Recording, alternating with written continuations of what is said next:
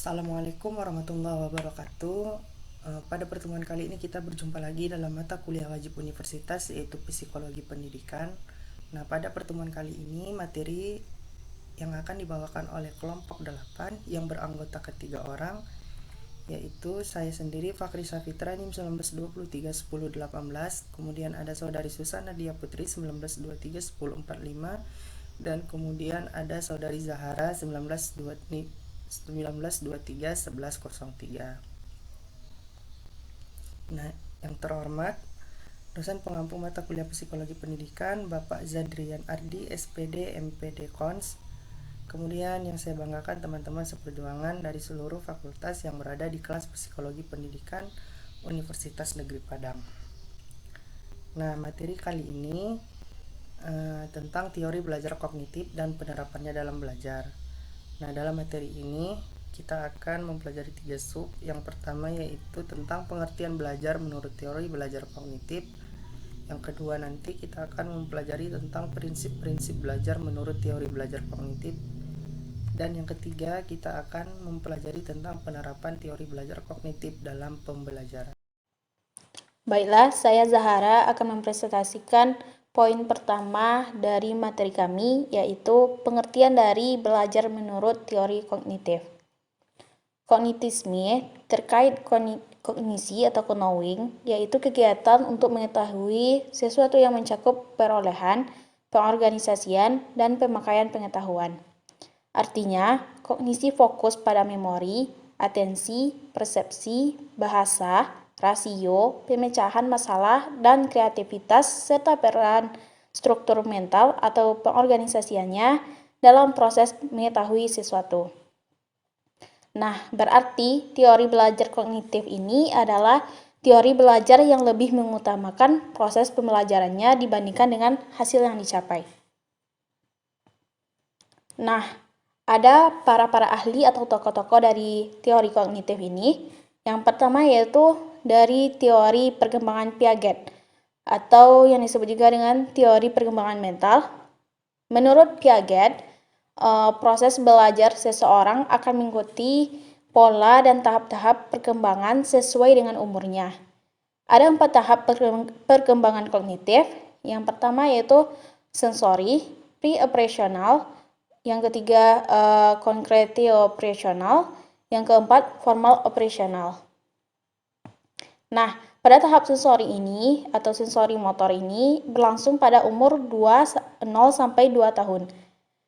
Nah, anak yang berada pada tahap ini pengalaman diperoleh melalui perubahan fisik atau gerakan anggota tubuh dan sensorik atau koordinasi alat indera. Pada mulanya, pengalaman untuk bersatu dengan dirinya, ini berarti bahwa suatu objek itu ada bila ada penglihatannya. Dan perkembangan selanjutnya, ia mulai berusaha untuk mencari objek yang asalnya terlihat, kemudian menghilang dari pandangannya, atau perpindahan yang terlihat. Contohnya yaitu pada anak yang mulai bisa berbicara atau meniru suara kendaraan. Kemudian tahap selanjutnya yang kedua yaitu tahap pra-operasi yang berlangsung pada 2-6 win. Pada tahap ini adalah tahap pengorganisasian operasi konkret, di mana istilah operasi yang digunakan di sini adalah berupa tindakan-tindakan kognitif seperti mengklasifikasikan sekelompok objek, menata benda-benda menurut liman tertentu dan membilang. Pada WIM ini, pemikiran anak lebih banyak berdasarkan pengalaman konkret daripada pemikiran logis. Sehingga jika ia melihat objek-objek yang kelihatan berbeda, maka ia mengatakan berbeda pula. Contohnya yaitu jika ada 5 kelereng yang sama besar di atas meja, lalu kelereng itu diubah letaknya menjadi agak berjauhan. Maka anak pada tahap ini akan mengatakan letak kelereng yang jauh lebih banyak. Kemudian tahap yang ketiga yaitu tahap operasi konkret yang berlangsung pada 6-12 tahun. Di mana anak-anak yang berada pada tahap ini umumnya sudah berada di sekolah dasar, Di tahap ini, anak telah memahami operasi logis dengan bantuan benda-benda konkret. Kemampuan ini terwujud dalam memahami konsep kekekalan, kemampuan untuk mengklasifikasikan dan serasi, mampu memandang suatu objek dari sudut pandang yang berbeda secara objektif dan berpikir irreversibel. Contohnya yaitu seorang anak diberi 20 bola kayu dan 15 buah diantaranya berwarna merah. Apabila ditanyakan manakah yang lebih banyak bola kayu atau bola berwarna merah, maka anak pada tahap pra-operasional menjawab bahwa bola merah lebih banyak. Sedangkan anak yang operasi konkret menjawab bola kayulah yang lebih banyak daripada bola merah. Kemudian pada tahap yang terakhir yaitu tahap operasi formal yang berlangsung pada 12 tahun ke atas. Nah, di tahap ini merupakan tahap akhir dari perkembangan kognitif secara kualitas. Anak pada tahap ini sudah mampu mengadakan penalaran dengan menggunakan hal-hal abstrak dan penalaran yang terjadi dalam struktur kognitifnya telah mampu menggunakan simbol-simbol, ide-ide, abstraksi, dan generalisasi. Ia telah memiliki kemampuan melakukan operasi-operasi yang menyatakan hubungan di antara hubungan memahami konsep. Contohnya yaitu pada anak yang dihadapkan pada dua gambar, yaitu gambar pendek dan gambar yang tinggi. Anak disuruh mengukur tinggi kedua gambar tersebut dengan menggunakan batang korek api dengan klip. Di sini anak diminta untuk membandingkan hasil dari pengukuran tersebut. Nah, Piaget membagi proses belajar menjadi 3 tahapan, yaitu yang pertama ada tahap asimilasi, akomodasi, ekuilibrasi. Pada proses asimilasi ini adalah proses yang penyatuan atau pengintegrasian informasi baru ke struktur kognitif yang sudah ada dalam benak siswa. Dan sedangkan akomodasi ini adalah proses penyesuaian struktur kognitif ke dalam situasi yang baru. Dan ekuilibrasi adalah proses penyesuaian berkesinambungan antara asimilasi dan akomodasi. Nah, yang kedua adalah teori Jerome Bruner, yaitu yang mengatakan bahwa teori belajar pemahaman konsep atau belajar ialah cara-cara bagaimana orang memilih atau mempertahankan dan mentransformasi informasi secara aktif. Proses belajar akan terjadi melalui tahap-tahap, yaitu tahap enaktif, ikonik, dan simbolik. Kemudian cara belajar yang baik adalah dengan memahami konsep, arti, dan hubungan melalui proses intuitif untuk akhirnya sampai pada kesimpulan atau yang disebut dengan discovery learning.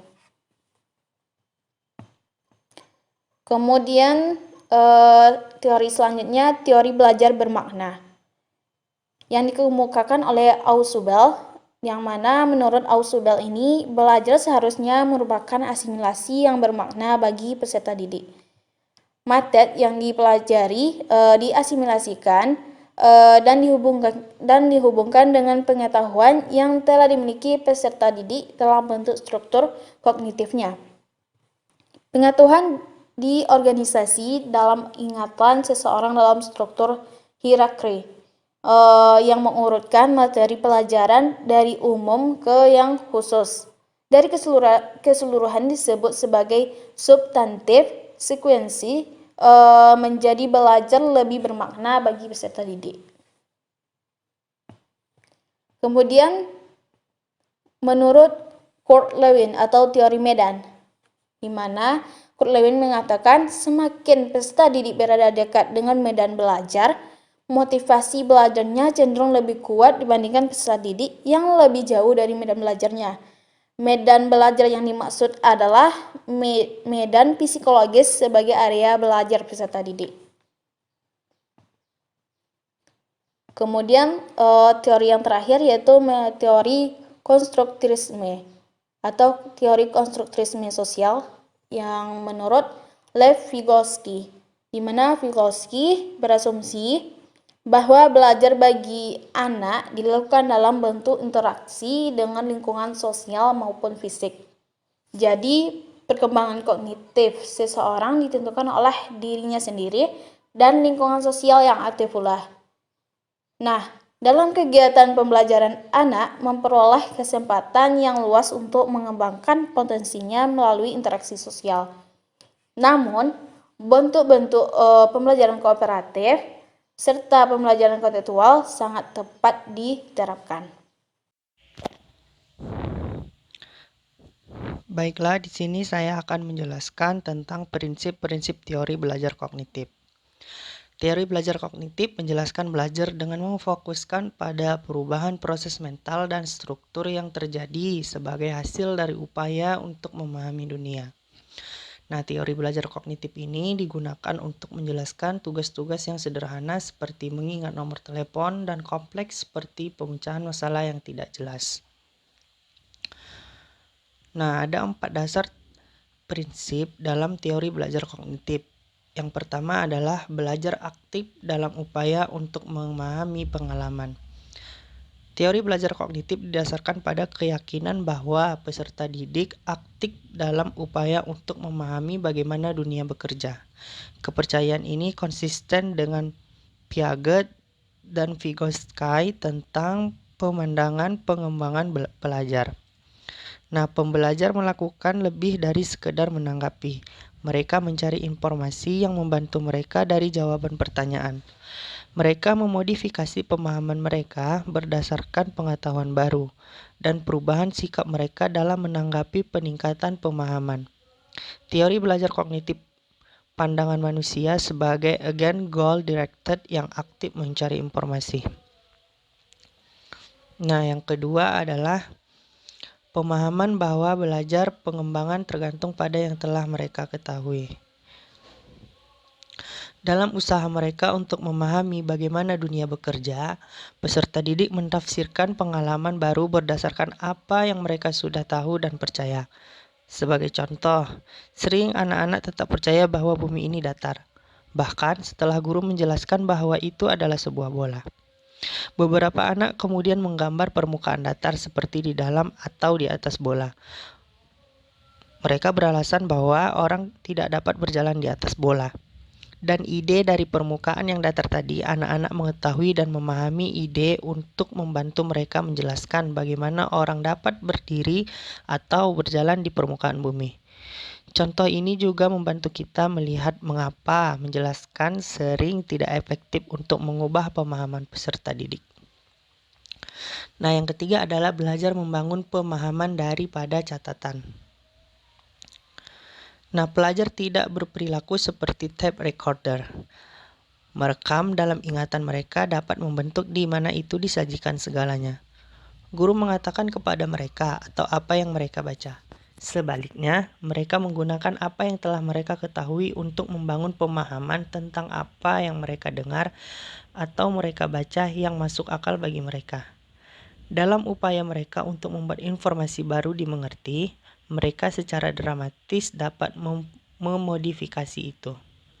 Begitu pula anak-anak membayangkan serabi pada bola. Kebanyakan peneliti sekarang menerima gagasan bahwa siswa membangun pemahaman mereka sendiri. Nah, yang keempat adalah belajar adalah perubahan dalam struktur mental seseorang. Dari perspektif kognitif, belajar adalah perubahan dalam struktur mental seseorang yang atas kapasitas untuk menunjukkan perilaku yang berbeda. Kalau kita perhatikan kalimat menciptakan kapasitas dari perspektif kognitif, belajar dapat terjadi tanpa ada perubahan langsung dalam perilaku. Bukti perubahan dalam struktur mental dapat terjadi dalam beberapa waktu kemudian. Struktur mental, bahwa perubahan termasuk skema, keyakinan, tujuan, harapan, dan komponen lainnya. Baiklah, saya akan menyampaikan materi tentang penerapan teori belajar kognitif dalam pembelajaran. Fahli Wandari 2016, penerapan teori kognitif dalam pembelajaran dapat dilihat sebagai berikut. Yang pertama yaitu pengalaman tilikan atau insight. Tilikan bisa disebut juga dengan pemahaman mengamati. Dalam proses belajar, hendaknya peserta didik memiliki kemampuan tilikan, yaitu mengenal keterkaitan unsur suatu objek atau peristiwa. Yang kedua yaitu pembelajaran yang bermakna atau meaningful learning. Dalam hal ini, unsur-unsur yang bermakna akan sangat menunjang pembentukan tilikan dalam proses pembelajaran. Hal ini akan sangat bermanfaat dan membantu peserta didik dalam menangani suatu masalah. Yang ketiga yaitu perilaku bertujuan atau purposive behavior. Suatu perilaku akan terarah pada tujuan. Kemudian yang keempat, ada proses pembelajaran akan berjalan efektif jika para peserta didik mengerti tujuan yang ingin dicapainya. Kemudian yang kelima yaitu prinsip ruang hidup atau life space. Perilaku individu memiliki hubungan dengan tempat dan lingkungan dia berada. Yang terakhir yaitu transfer dalam belajar. Transfer dalam belajar ini yaitu proses pemindahan pola tingkah laku dalam situasi pembelajaran tertentu ke situasi lain. Selanjutnya yaitu penerapan teori kognitif menurut para ahli. Yang pertama yaitu penerapan teori kognitif dikembangkan oleh Jean Piaget dalam pembelajaran. Yang pertama yaitu bahasa dan cara berpikir anak berbeda-beda dengan orang dewasa. Yang kedua yaitu anak-anak akan lebih baik apabila menghadapi lingkungan dengan baik. Yang ketiga yaitu bahan yang dipelajari hendaknya dirasakan sebagai bahan baru. Yang keempat yaitu berikan peluang agar dapat belajar sesuai dengan tahapan perkembangan. Yang kelima yaitu di dalam kelas, anak-anak sebaiknya diberi peluang untuk berbicara dan berdiskusi. Yang kedua yaitu penerapan teori perkembangan kognitif yang dikembangkan oleh Jerome Bruner dalam pembelajaran. Penerapannya yaitu yang pertama menentukan tujuan instruksional, yang kedua yaitu memilih pelajaran, yang ketiga yaitu menentukan topik-topik yang akan dipelajari peserta didik, yang keempat yaitu mencari contoh-contoh, tugas, ilustrasi dan sebagainya yang dapat digunakan peserta didik untuk bahan ajar, yang kelima yaitu mengatur topik peserta didik dari konsep yang paling kognitif ke yang abstrak, dari yang sederhana ke yang kompleks. Yang terakhir yaitu mengevaluasi proses dan hasil belajar. Yang ketiga yaitu penerapan teori kognitif yang dikembangkan oleh Ausubel dalam pembelajaran. Penerapannya yang pertama yaitu menentukan tujuan pembelajaran. Yang kedua yaitu mengukur kesiapan mahasiswa. Yang ketiga yaitu memilih materi pembelajaran. Yang keempat yaitu mengidentifikasi prinsip-prinsip yang harus dikuasai oleh peserta didik. Yang kelima yaitu menyajikan pandangan menyeluruh tentang apa yang harus dipelajari. Yang keenam yaitu menggunakan advanced organizer atau penataan kemajuan-kemajuan dengan cara membuat rangkuman. Yang ketujuh yaitu mengajar peserta didik memahami konsep dan prinsip dengan fokus pada hubungan antara konsep yang ada. Yang terakhir yaitu mengevaluasi proses dan hasil belajar. Yang keempat yaitu penerapan teori perkembangan kognitif yang dikembangkan oleh Robert M. Gagne dalam pembelajaran. Menurut Gagne, pengajaran itu sebagai upaya pendidik dalam meyakinkan kepada siswa akan kemampuan yang dimiliki sebagai syarat dalam menyelesaikan tugas serta memberikan stimulus sehingga siswa mampu mengatur dan menyelesaikan pembelajarannya dengan baik. Pembelajaran itu sendiri hendaknya mampu memunculkan peristiwa belajar dan proses kognitif sehingga pembelajaran dapat berlangsung dengan baik. Salah satu pembelajaran yang dapat diterapkan oleh teori Robert M. Gagne yang dikenal dengan model 9 Instruction 9 Instructional Events atau 9 langkah pembelajaran. Pada praktiknya, teori ini memudahkan dalam penyusunan rancangan kegiatan belajar mengajar yang dilakukan. Warsita 2018.